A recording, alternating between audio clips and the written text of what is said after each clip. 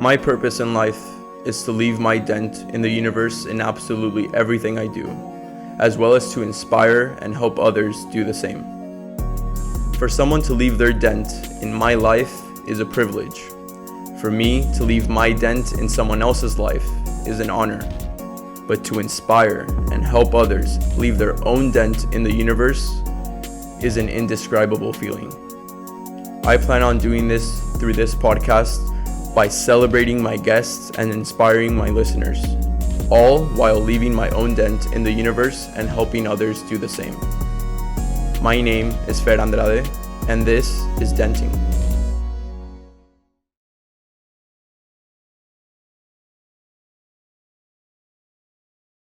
Hello and welcome back to the podcast Denting. Today I have a very special guest. He is a leader, an advocate for justice, and an overall great person that has really taught me a lot. He is a teacher to me, but has then become more than that, and we are now, I would say, good friends. I'm excited to have you here, Jonathan Newman. How are you? Doing well. Thanks for having me, Fernando. Yeah. Anytime. Thank you for being here. So before we get started, would you like to introduce yourself a bit to everybody watching or listening in? Yeah, so my name is Jonathan Newman. So I've gotten to know Fernando through Cal Athletics, through this student group that we're both involved in, that I've been with for the past few years. So I'm born and raised in California. I spent 1 year overseas, but besides that, lived in the state my whole life. I'm the youngest of 5 siblings. I got 10 nieces and nephews. I like working out, reading, Former student dancing. athlete? Former student athlete. I dabbled in club rugby at Cal Poly, so sometimes I maybe undersell myself, but that still counts. Yes. We played Cal, the best team in the nation, so that's a little bit about me. Definitely counts. Well, thank you for being here. Today I want to talk about your journey from college to where you are today, and as well as moving forward, what your passions are. I know you're very passionate about justice in general, the same way I am. I want to get to know you in the sense of how this passion started in the first place. Were you like this ever since you were a kid? Did it begin in college? Was it until afterwards? Tell me a bit about that, like how you were as a kid or up to college. Yeah, well, I would say as a kid, like I grew up in a pretty predominantly like white Christian bubble. Okay. And that actually kind of continued when I went to college too. But I guess one common thread that was true for me that, I was actually just talking with my parents about this recently, like, what was I like as a kid?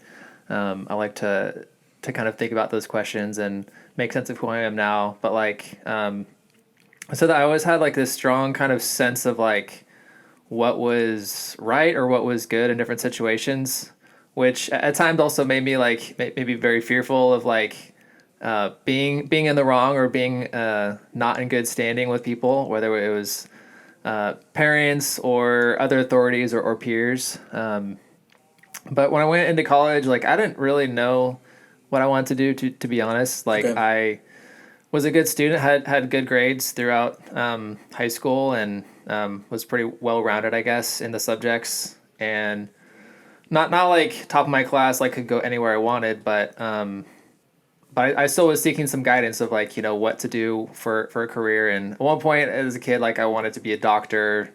I don't know. For some reason, I thought that was kind of cool, maybe just to make even a lot of money. But then I discovered like how much time it takes to actually like become a doctor, in which most people are into until they're like late 20s or maybe 30s that they can actually start the career. So I was like, I don't want to be in school forever, because that felt like forever to me. Yeah.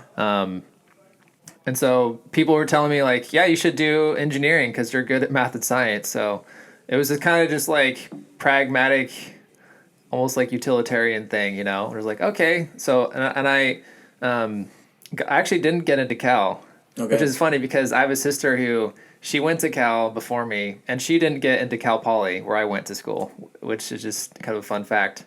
But so I knew kind of like I wanted to do engineering. Well, I say want with air quotes because, that's the path I was trying to take because You didn't know anything else. I didn't know anything else. Like you could get, a good job with just a bachelor's degree and build a career off that. So I was like, that sounds great. So, and Cal Poly made you also choose your major ahead of time, which kind of made you, in a sense, feel this sense of like pre-investment, Before you got to Cal Poly, or when? Yeah, you had to apply with choosing a major. Oh, wow. Yeah, so you couldn't just be like undeclared. Yeah, for us, I mean, yeah. I'm a sophomore right now, and I'm barely about to declare. Yeah. So that might have been helpful, Yeah, definitely. But yeah, so I even with choosing which engineering degree, right? Like I'd kind of flipped the coin and chose mechanical because I don't know, that Why just not? kind of sounded interesting. Yeah, for some reason. Yeah. So yeah, so I was involved with this campus ministry called Crew. That's like affiliated with Athletes in Action, which There's one at Berkeley, right? Yeah.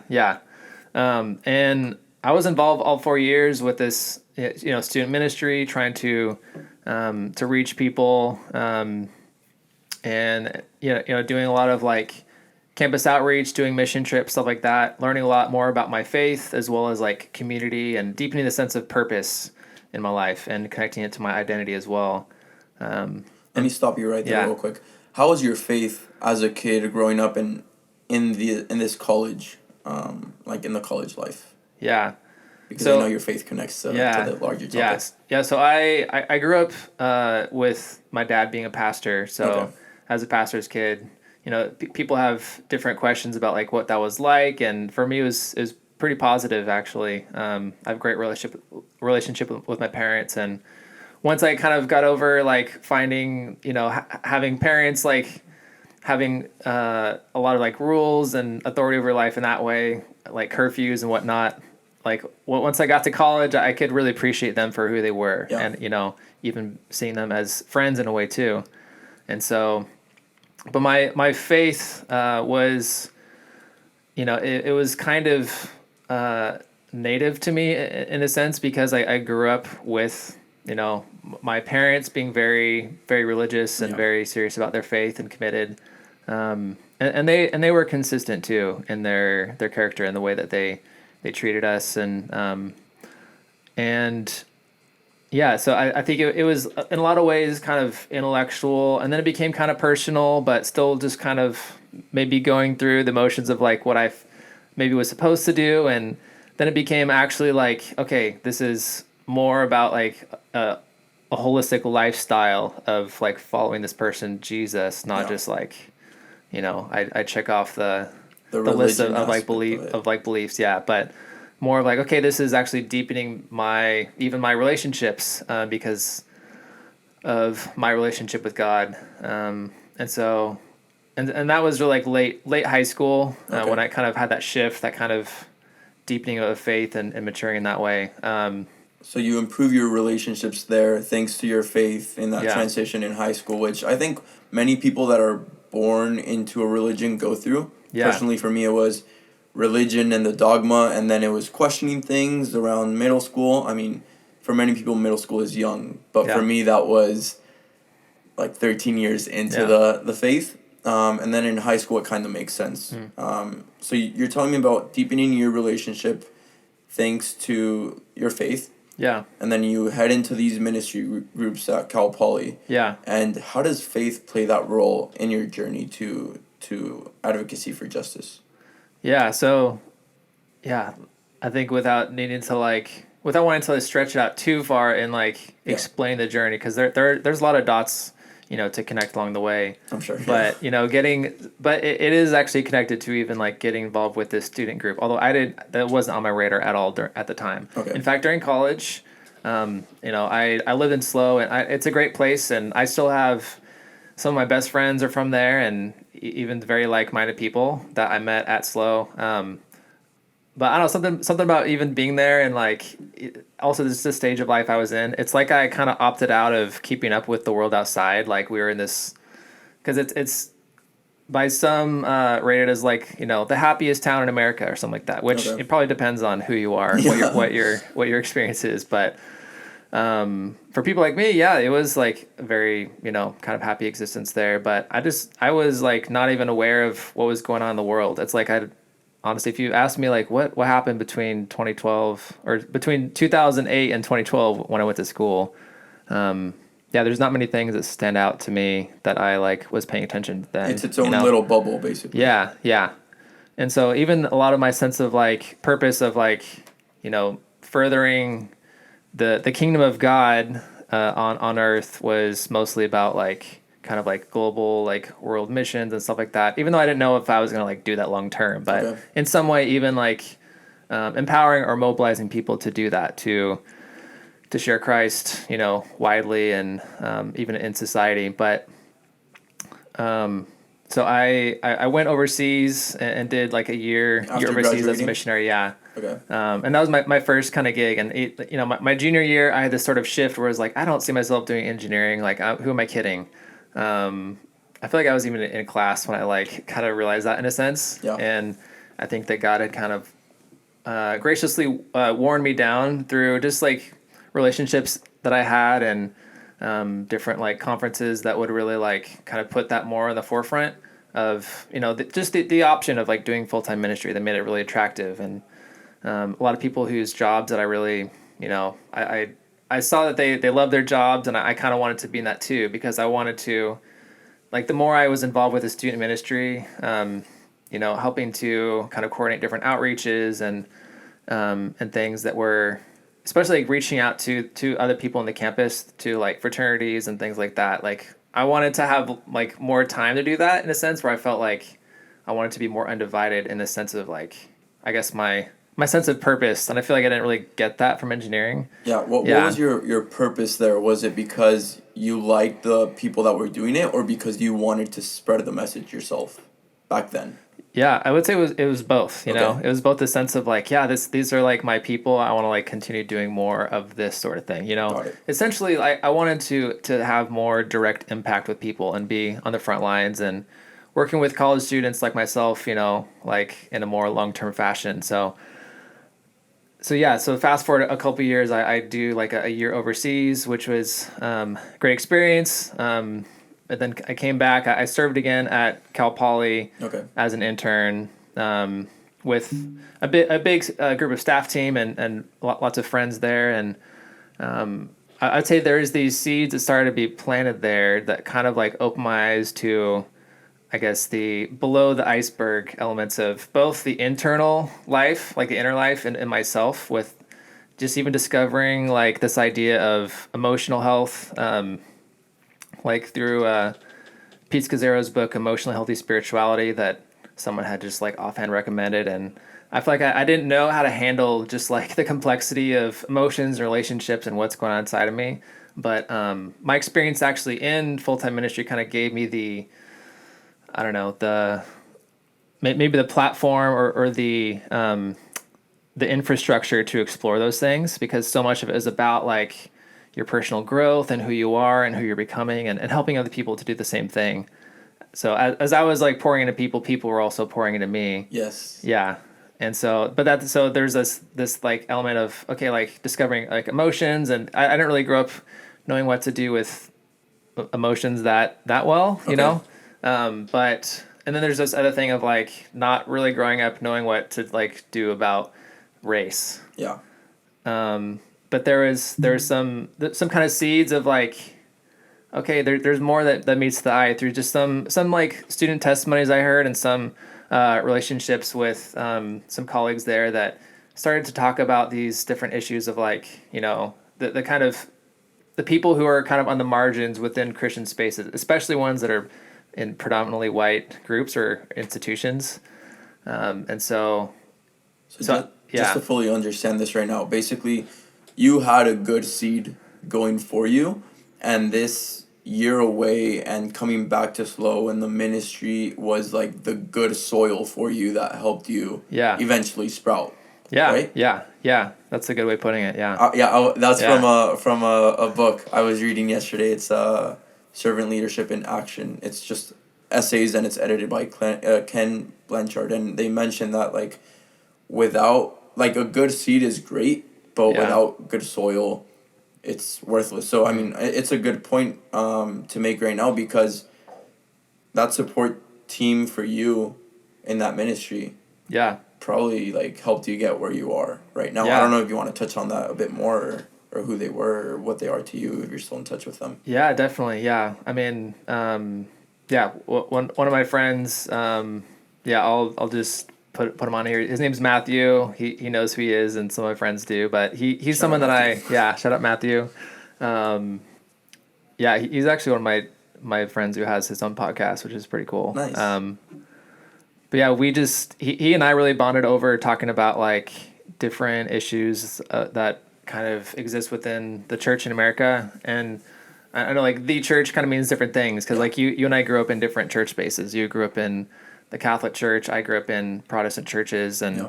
but I think we kind of had this I guess this kindred spirit even over like yeah, like you know there's things that people don't talk about that aren't right. The way people treated, or different things that even just being dissatisfied in like maybe shallow ways that certain issues were treated, or maybe over spiritualized, you know, or treated as this one dimensional thing. And he led these different kind of spaces to explore those. They called them like real talk in the branch of ministry that he did, where we talked about things like one instance was this, you know, this real talk on talking about ethnic diversity and just people's experiences there. And so that was one kind of key point where even like hearing someone talk about yeah their experience of kind of essentially being like otherized by just people joke by his like white friends joking around, you Yeah. know, and that sense of I think in my hearing his story, like I started to build a kind of empathy with it. Like there's this real pain that is not to be like overlooked, you know. And he also was given the freedom, the permission to just be totally authentic, Okay. which you know, like people of color don't always get, or don't normally get, especially in you know predominantly white groups. And so yeah, In a way, many people like, I understand the racial reference and completely agree, but I feel like not even many people get the to be authentic in a way, and we'll yeah, talk about that later in yeah, the dehumanization yeah, talk. But I feel like a lot of people just don't get that opportunity. Yes, because of the superficiality in dehumanization, yeah, but also because of what goes deeper into that, like just being scared to share yeah, the real thoughts and feelings and what other people may or may not think, and things yeah, like that. So it is yeah, very powerful, but I would want to stress that although it is obviously emphasized in like for African Americans and basically for minorities, yeah, I think it's even deeper than that in the whole human race at yeah. times. I mean, what we're really talking about is to belong, to be able to bring Exactly. your full self, you know, Exactly. and not have to second guess or be treated with suspicion, or to even be understood, and to have your existence be validated. Exactly. So yeah, so at this point in my story, I'm still in San Luis Obispo, but there's some gears turning of like, wow, there's like a lot of different things to think about, but it didn't really hit me on a more kind of global or national scale until you know 2014. I was transitioning to move to Berkeley to work with this ministry here. With crew? Yeah, It was still with crew then. yeah, yeah, Okay. And what made you come to Berkeley? Like, what made you move? You were still at SLO back yeah, then, and you yeah. moved to Berkeley. Yeah, so my 2 year internship had run out, and you have to like either like join full time or not. Okay. And so while I enjoyed living there, I felt this sense of I was missing out on like just the wider worlds. Felt like I was in a bubble, which I Okay. was in a lot of ways. Yeah. And so yeah, so I applied to get placed on a team here, and I got that, and was super excited. I had that reference point too from my sister going to Berkeley, and just knowing that it's you know within situated in the Bay Area, being more connected to the world, more diverse than what I had grown up with or was living with there now. So that already was like an attraction point for me. Yeah. How did that change? I mean, I'm not sure how many people you did or did not know through your sister, but how did the overall change of leaving that bubble in slow and coming to meet new people and being exposed to different diversities and maybe finding out what's going on in the real world help you take a leap in in your journey of faith and advocacy? Yeah. I mean, there was, it was strange because it, what was going on in the world that I was discovering kind of intersected with my move. So it was like, um, you know, uh, Michael Brown was shot and killed by police in Ferguson, Missouri. That the summer of 2014, as I was like raising support to then come out to Berkeley, and then there's other stuff going on in the world too that um, that was just kind of throwing me for a loop. And it's like the problems of the world hadn't seemed as big or hadn't hit me as hard, and so I think that especially too because yeah, seeing the over the next 6 months the rise of the Black Lives Matter movement. Yeah. It was this kind of thing where I was like, I feel like there's just so much below the surface that I have not seen because of what I grew up with, or because the vast majority of what I learned about race was just Within it was your own from race. within, yeah, from other white people, and it's not like I necessarily assign like this total blame there, but I only understood like racism in this kind of like limited sense. All Yeah. like Emmanuel Acho, he was on Brene Brown's Okay. podcast, and he did a great job. I got to give him credit for giving me this analogy of like it's like racism was for most white people is only seen as like this like first degree murder, Okay. like only premeditated and intentional, right? Versus like what about second degree or third or like involuntary manslaughter? Okay. Let alone on a systemic level. Learning about things like systemic racism and white privilege for the first time also kind of threw me for a loop where I think it was kind of a perfect storm in a way where I also got to learn about a lot of these things almost like peripherally or kind of like just from like listening to people. Like I didn't like while maybe some white people might encounter these ideas with someone like kind of teaching them and maybe they might get defensive where I had the opportunity to kind of learn almost like through osmosis and through relationships and through more kind of exposure and but I think like the kind of the racial reckoning that was happening then that it was even more so widespread in 2020. Yeah, it just taught me to kind of like to keep asking questions and see like okay, like if there's so much like pain and outrage, like people can't be making this up. Like there's got to be more to it than Yeah. this, And I feel that because I just went through that process in a way.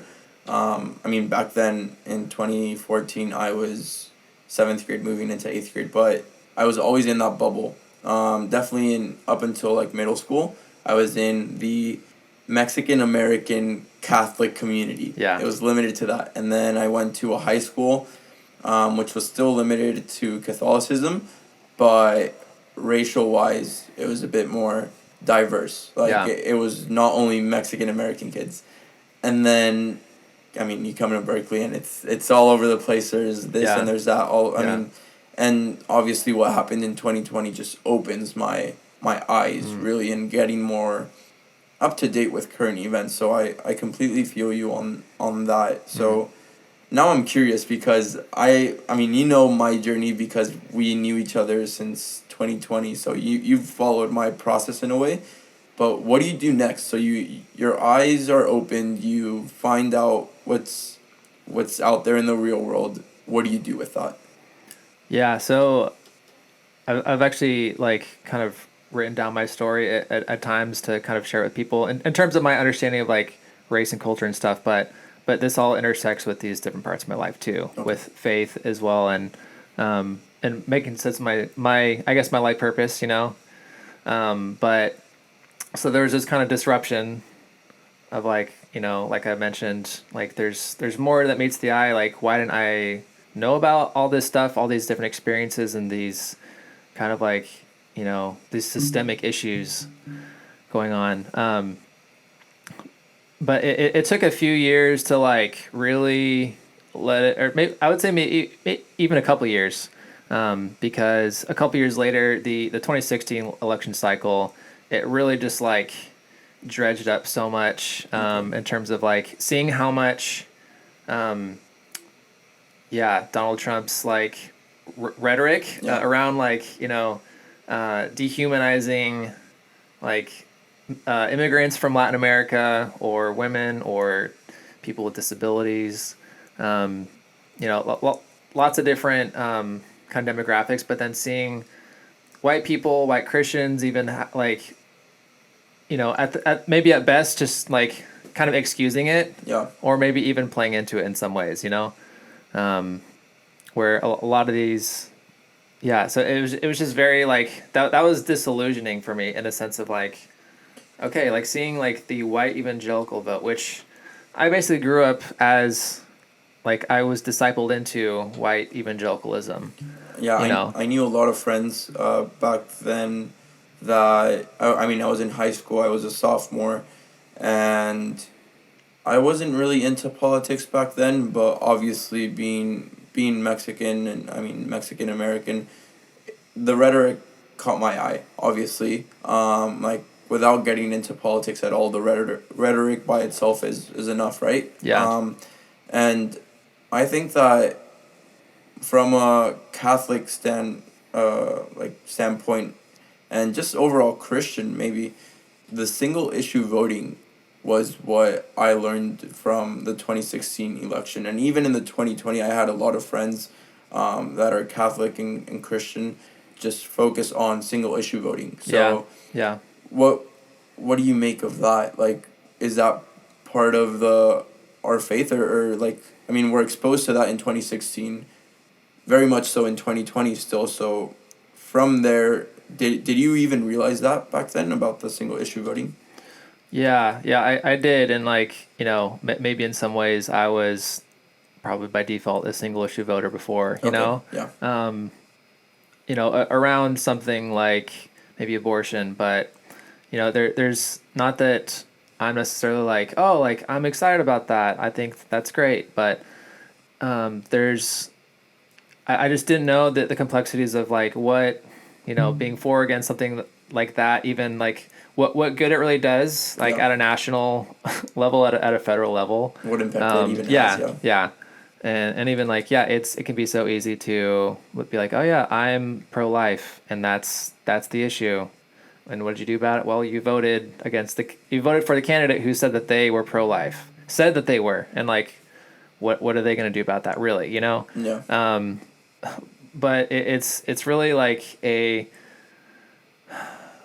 reductionistic, and to treat human dignity as like, well, there's just this one bargaining chip, and then someone can use that to just totally, to own your allegiance, and so I think this idea of that people are made in God's image, that's something that I still, and like have been for a while, like very deeply like formed in this belief, which is, it's a, it really should be a foundational concept in Christianity, but it's of course not been practiced consistently, across the ages.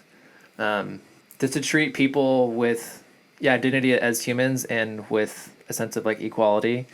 But there's a lot to that requires like critical thinking and nuance, and that just starts to be tricky when you have different supposedly competing issues, which is kind of unfortunate.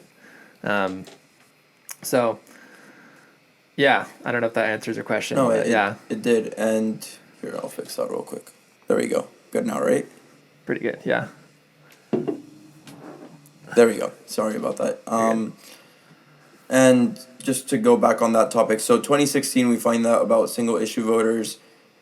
You started talking about dehumanization. Mm-hmm. And so, is that the first time you're talking about that, or or when is it really that it hits you and that you start implementing it into your work here at Berkeley and more like in anywhere else? Yeah. I mean, that was definitely a very pivotal kind of season, and it was really hard for me to navigate too. Like, I honestly didn't have the tools to to fight injustice well, or to fight even like insensitivity to these things. You know, if people might dismiss or say something against like the Black Lives Matter movement, or that even as a phrase or something like that. Like, you know, I blew up on a couple people in ways that were, you know, not helpful, but I just didn't know what to do with like my anger there, my sense of indignation. I'm like, how could you like not know this? Yeah. You know, how could you not like get it? Which is also, you know, In to a kind way. of betray my sense of like, it's not like I didn't have a journey, or have like many amazing people whose shoulders that I stand on in terms Yep. of my understanding and my growth. So it's kind of a hard both and, where in my journey I've wanted to like be a good person in air quotes in terms of that, right? Like, be a good like white advocate. Yeah. And I became like highly, I would say, deputized around that time too, and kind of got exposed to different leaders and sort of even like online communities that were facing these issues head on, both Christian and non-Christian. And even within like our organizational conferences, we started to, you know, talk about these things more. And so So I don't know if yeah. you want to talk about like a bit more specific now to your work here in Berkeley, in well within these meetings and these conferences Yeah. with crew and with AIA. How did you start passing this on to students, or what other way did you get this message across? To my understanding, you meet with students and you pass on this message. Is that like your way of solving this injustice? And like, is that your way of doing things? Yeah, I would say it's one avenue in which I've tried to incorporate, I don't know, what I've learned, uh, and to be an advocate for people of color in general, but especially thinking about, you know, the many friends that I have, and you know, what would be in their best interests. And at the same time, like, very motivated by the sense of like wanting to like kind of reclaim a sense of credibility in terms of the corporate witness, or the corporate like PR, in a sense, to use kind of a business language Yeah. of Christians, especially in the States.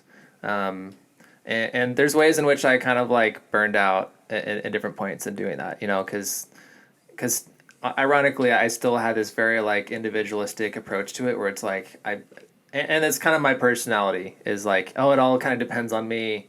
For those of you who are Enneagram savvy, I'm an Enneagram type 1, and like we can like easily just like take these like world burdens on our shoulders, like it's ours to bear in a lot of ways. Taking full responsibility of it. Yeah, definitely.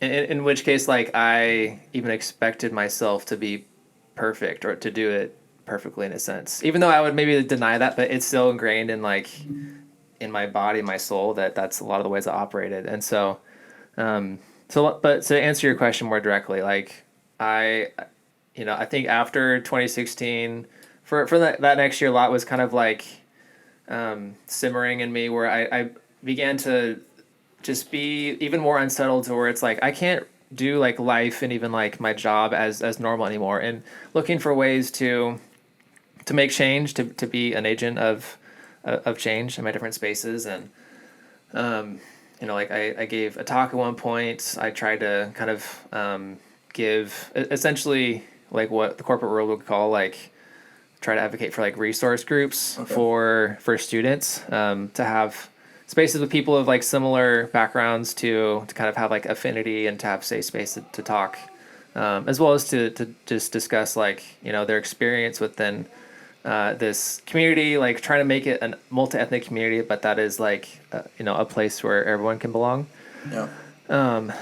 Yeah, and so at one point I made the switch to athletes in action as well, and that was actually right after like the year after I got exposed to this I want to call it training, but it's not really training. It's like a sort of like an intensive that was part of our ministry.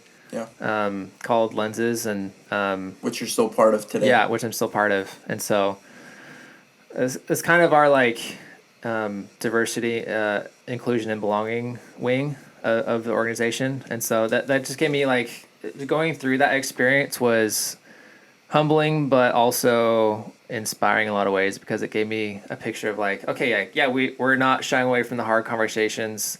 It's a lot about like race, culture, justice, and like what the Bible has to say about these things. Okay. But presenting it in a way and with a group experience in which we're getting to just really dive into those conversations and be real with what are people's experiences, especially trying to center the experiences of people of color, but painting this picture of what it could look like when, especially when Christians are doing this well, Yeah. and when we're like fighting for justice and for unity in a healthy way. So that's been one kind of like group that has been part of my journey, that it's been even healing for me at times to just like remind me of like that there's so many amazing people that are just like they've been doing the work for years, for decades, that I've gotten to interact with and work alongside with that. And after having like kind of joined their facilitation team to help facilitate some of these programs and stuff too. Yeah, so but I would say like more recent, like even this past year. Was that a turning point for you this past year? Yeah, I think because there's been this sense of like even wanting to clarify my sense of like life purpose, and I think like trying to like fight racial injustice, and both in the kind of like national level as well as just within the spaces that I'm in, to advocate for to try to deputize others to be advocates as well, has been on the forefront of my mind for a few years. But I think even like along the way, like I mentioned, like there's been ways in which like I've burned myself out in that too, and have seen others burn out. And sometimes it's because we don't maybe have the right tools for it. And honestly, like how this ties in is sometimes we just don't treat ourselves like we're human. And so there's been this sort of like tension of like, how do I live out of a sense of purpose and not feel like I'm shirking that maybe sense of calling or responsibility that maybe to some degree it like applies to all of us, but maybe for me it's like, a certain burden.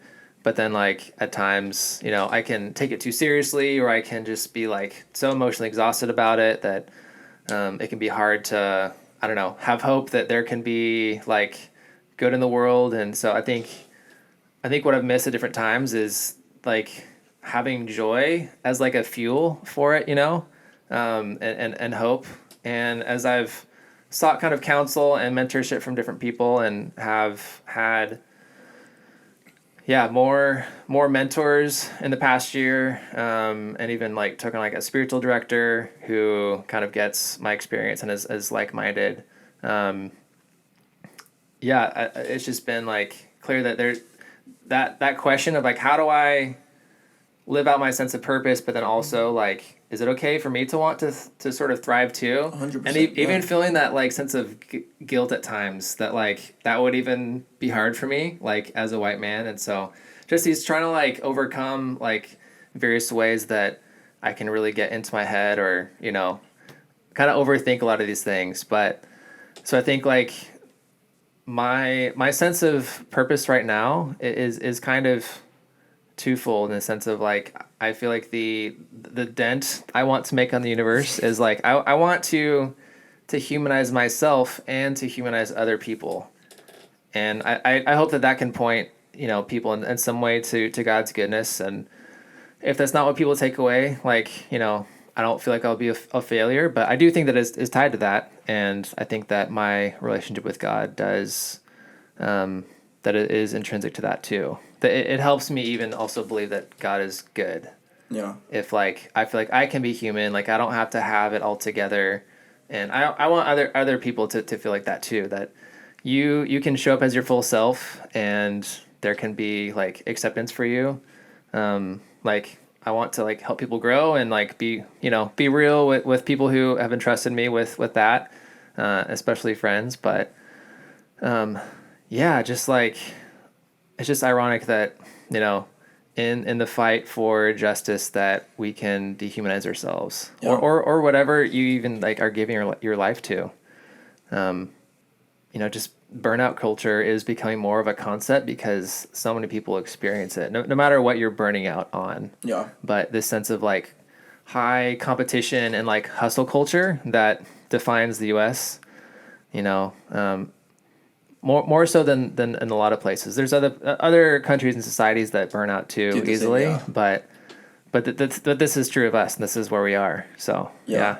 And just to go back to your point, I think it's important to pause here for a second and realize for many people that while you're trying to humanize everybody else, it's easy to dehumanize yourself. I think it's in the same way that to love others, you must first love yourself because you can't give what you don't have. So Right. it's always like if you're going to be helping other people, if you're going to be inspiring other people, if you're going to be leading other people, you have to lead, inspire, love, and help yourself first. Yeah. Because if you don't do that, then you're not really going to be contributing too much of what obviously because you don't have anything to contribute there. Yeah. So I think that's a great point to make. Heading into the dehumanization just a tiny bit more, I'd like to know 3 things real quick.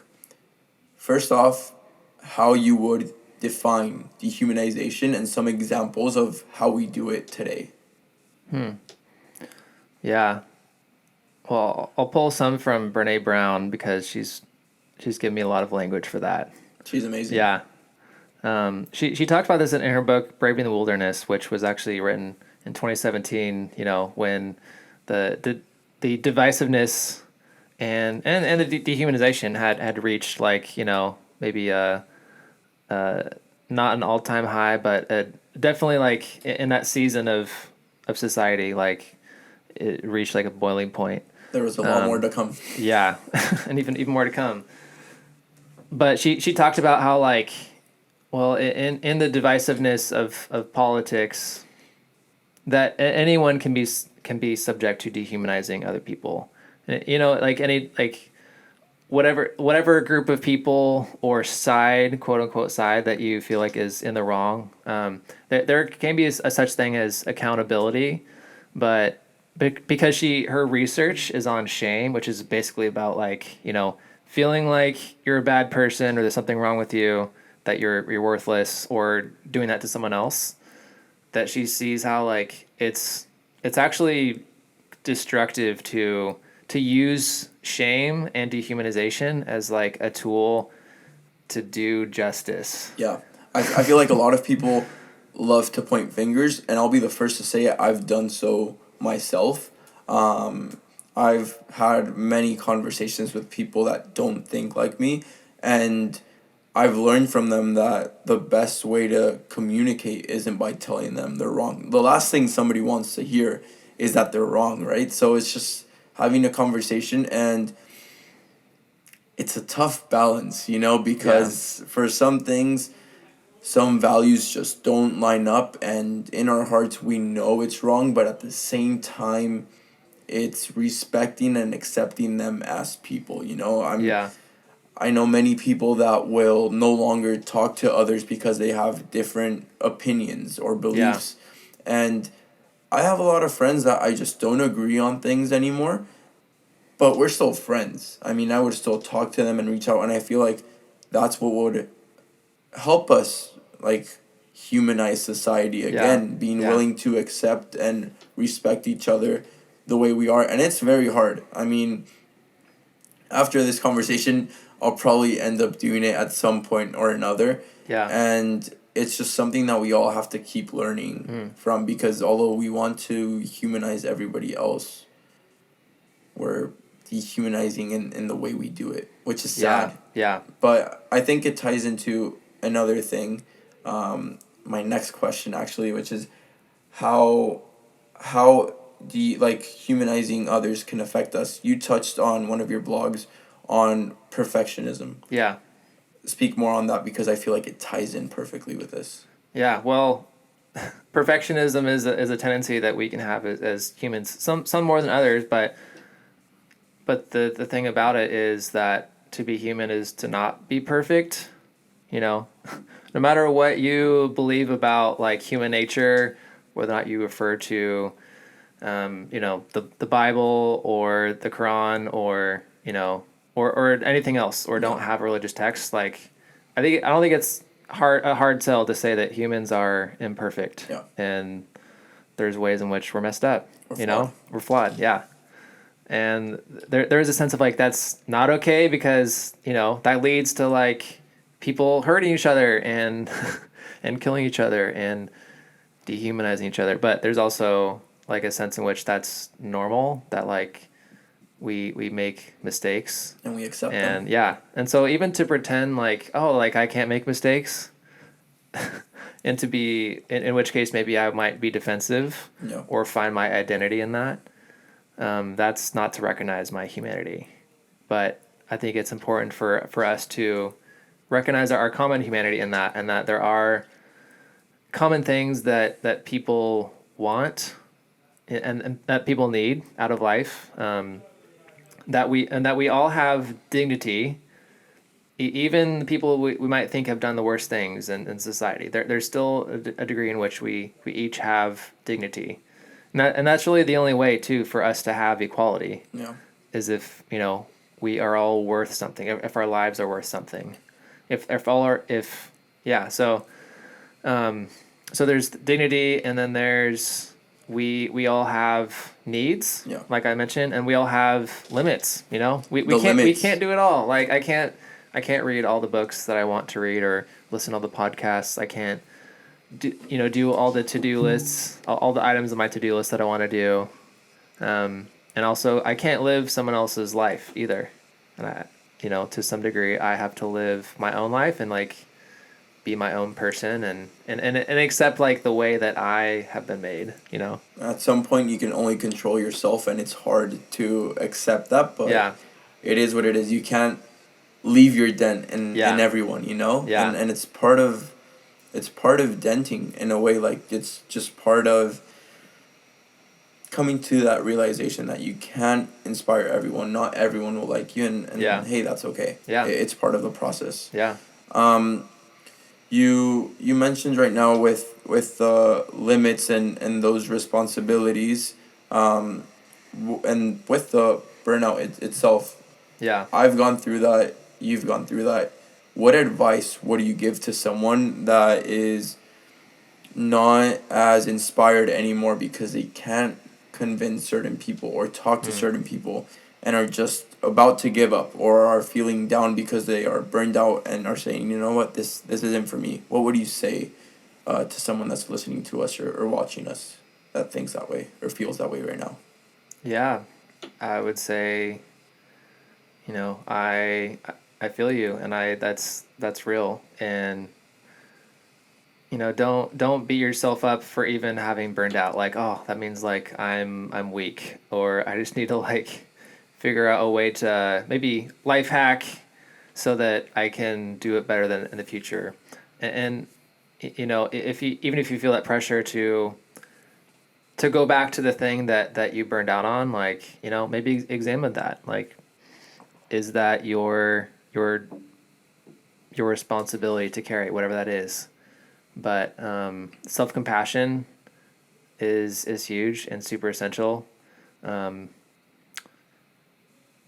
Man, I think there's got to be, yeah, just a new way of living and to live in a sustainable way. And it's not your fault necessarily. Like you Yeah. probably had maybe other people who maybe modeled a certain way of living that it just didn't work for you, you know? Um, whether it's just your boundaries or something else. But I think, yeah, just encouragement that like it it's not too much to ask to be able to be healthy, like Okay. mentally, emotionally, spiritually, relationally, and it's possible. What I just got reminded of, I think that a way to put it for anyone that is struggling, like that is struggling personally because they've helped others so much, is that reminder, like when you're on a plane, the first thing, one of the first rules you're gonna be told, like when all the safety rules and stuff, is make sure to help, like to put the oxygen mask on yourself, Yeah, and then put it on others. You yeah, know, and that's I feel great. like it's the exact same thing. If we focus on putting the oxygen mask on others instead of on ourselves first, Yeah, at some point we're gonna burn out. yeah, To use it that way, yeah, we're gonna burn out, and we won't be able to provide that oxygen, if you will, yeah, to others. So I yeah, think it's a balance of knowing how much you need to be able to then help others, yeah. and within those responsibilities. Just to close out this section, what would you say to any religious person? Doesn't matter the religion or the faith, or anyone really that's just wanting to get involved as an advocate but isn't sure how, or just believes that whatever they can contribute just won't be big enough, because Mm. you must know the same way I do that single man efforts are not going to solve this humongous Yeah, problem, yeah, especially when we're not the lawmakers, yeah, or even more than that, just like the leaders in this cultural movement, this justice movement, you know? yeah. So what would you say, like how could Mm. somebody start in this journey, whether it be religious values or not? Yeah, I would say like it's never going to change that you'll need to continue to say that just I don't know and I need to learn. I have a lot to learn. Um, and at the same time, if maybe if you're downplaying your own contribution or where you fit into that, I think something that I also believe deeply is that we're all interconnected, Okay. you know, and that maybe if you struggle to feel like, okay, like, is this even in my best interest, Yeah. but that I believe it when I think it's Martin Luther King Jr., right, who says like a threat to justice Yeah. anywhere is a threat to justice everywhere. Everywhere, yes. Yeah. And there's this quote from, oh gosh, I don't know if you remember the name because from my own like blog post, but Is it the it's one about helping? yeah, it's her name's Lila. She's an Aboriginal activist, but maybe if you look up the quote, but she says like, if you've come here to help me, do you have the quote up? You can read Yes. it. I don't Yeah, want to butcher I'll it. pull it up. I didn't have it up, but I'll pull it up. Yeah, Yeah, I saw this and it's amazing. It says, if you've come to help me, then you're wasting your time. But if you've come because your liberation is bound up in mine, then let us work together. That's Lila Watson, Aboriginal educator that's and yeah, activist in Australia. that's the one. That's amazing. Yeah, But like when I saw that, I was like, wow. So yeah, the point isn't to help; it's to empathize and to understand that. Well, no, I wouldn't even say empathize. I would say to take it personally, because empathize would be to put ourselves in others' shoes. yeah. But it's not Which is about it is necessary. it Yeah, is necessary yeah, because we won't experience everything, yeah, but it's also saying whatever hurts you is also hurting yeah, me. I think that's the point yeah, she's trying to make. yeah.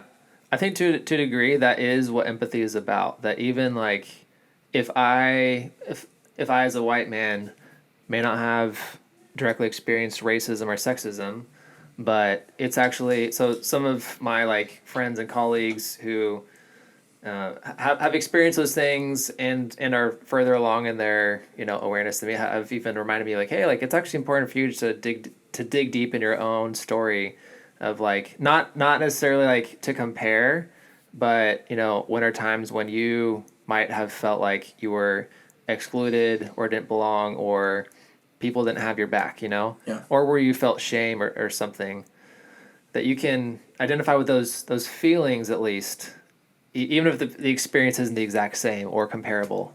I think that's actually important too. Brene Brown also talks about that, to not do She talks about a the lot whole of like things. comparative suffering. Yeah, I don't want to be a one trick pony about Brene Brown. There's also many. I don't blame you. Yeah, I don't blame you. She's incredible. yeah. Yeah, also just want to give a shout out to Lisa Sharon Harper, whose book The Very Good Gospel also just gave me a lot of like expanding my consciousness and my sense of even encouragement and hope about what for me as a Christian, of what it looks like to embrace a holistic sense of what is the good news of God, and what does justice look like, what does shalom look like for the world. Yeah. So just wanted to mention that at some point, since she's been a big influence on course. me. Yeah. Yeah. Well, that closes out most of what I want to talk about. Lastly, what are your plans moving forward, in the sense of how do you plan to leave your dent in this movement and others, to inspire and to help others just join this movement for justice? Really, I'm not going to limit it to racial justice or anything else. Yeah. I'm going to say justice in general. How are you going to continue doing this for others? What are your plans moving forward? Yeah. Well, I think each person that, you know, is in my life, that's within my scope to serve or to be in a relationship with, like I want to help anybody feel like they can just be a human and just be person, with all these things, whether it's like in terms of like work or activism and advocacy and stuff like that. When it comes to wanting to advocate for justice, but also see others join that too, I want people to know that like you you don't have to like it's not a zero sum game where there's not enough dignity, joy, power to go around. Not saying like that the fight for justice in these different areas is like easy, or to say like, oh, like it's gonna be comfortable or anything like that. Like it's not, but it is worthwhile. And yeah, and that I would hope that my life can model that you don't have to burn yourself out in order No. to to do the right thing or to fight for what is good and to fight for justice. Yeah. And last question, officially, just to finish this out. Yeah. At the end of all of this, whenever that end may be, what is your biggest goal, dream, or what do you want to be remembered for with your actions in this movement for justice? It's a big question. Yeah, I mean, I'd probably just reiterate what I said already in a lot of ways, that like that I gave people, a vision for Something for greater. humanity, Yeah. That is maybe bigger than what they thought before. I don't know. That sounds very vague, but yeah, I think I would hope that that would be my impact in the world in a lot of ways, to show people dignity, honestly. Yeah. Yeah. Yeah. No, that's good. And Yeah. and what I admire the most about this is that it is a huge problem in our community, in our state, in our nation, and around the world. And many people, including myself, would think, you know what, like, one's actions aren't going to solve this problem, but you're willing to do it one person, one conversation, and one day at a time. And just by getting at it slowly, it becomes more of a solution every single day. And that's something I really admire. I think that's great. Yeah. I really like how you're willing to find the dignity, not in the whole solution, but in every single person you're helping, and I think that the best part is you're helping a good cause. You're doing things for justice in the name of God, but most importantly, you're helping others in your journey to do that. So that's amazing. I really do think you're leaving your dent in the universe. I'm glad we had this conversation. Thanks, you so much for coming on. Yeah. It's a pleasure and an honor. Yeah. Thank you. Where can people find you on social media, or anything? Yeah. Let's see. Well, I don't really do Twitter that much, but if you want to find me on Twitter, you can jnew at jnew116, and I think Instagram there's just a underscore between right? jnew and 116. Yeah. Yeah. So J_new116. jnew_116. There we go. Yeah. jnew_116. Perfect. Yeah. So look for him on Instagram, Twitter if you want as well.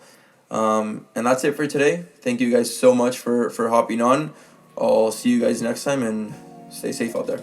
See ya. Thank you so much for listening to today's episode. Make sure to subscribe to my podcast and follow me on my personal social media accounts for more, all at Fer Andraez. All links are in the description. If this episode inspired you in any way, please help me out by sharing it with a friend to help them leave their dent in the universe as well. That's it for today. I'll see you all next time.